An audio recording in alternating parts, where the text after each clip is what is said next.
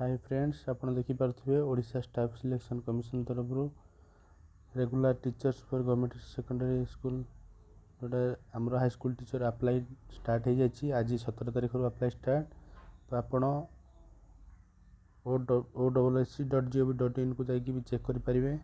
सेठी गलापर आप login apply online देखो ये दुईटी ऑप्शन देखा जोटा कि आपड़ जदि पुराणा यूजर होते आगु कौन पोस्ट में अप्लाई करते OSSC तो आप डायरेक्टली लॉगिन पर क्लिक करेंगे।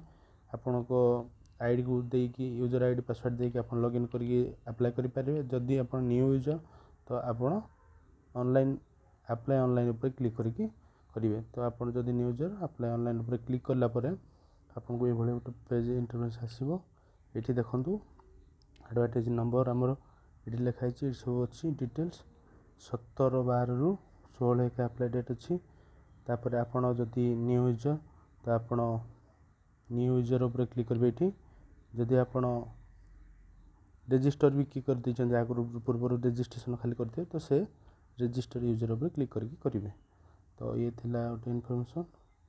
जदि आप देखो आग को गोटे स्टेप करदे न्यू यूजर उपर क्लिक कलापर ये तार प्रोसीड टू अप्लाई केमती कौन प्रोसेस करेंगे सब प्रोसेस गोटे देती जाकि तले ये देखो प्रोसीड टू रजिस्ट्रेशन से रजिस्ट्रेशन उपर क्लिक कलापर आपन को ये गोटे पेज आस आप ओके करेंगे।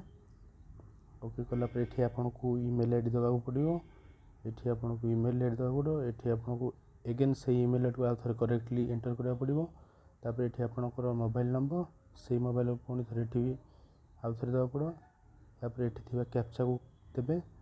तापर सेठी मेल आईडी को गोटे ओटीपी जो मोबाइल नंबर को ओटीपी जो तापर स्टेप से देवे आप अच्छी।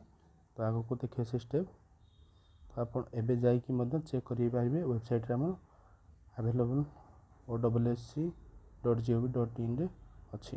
तो थैंक यू सो मच।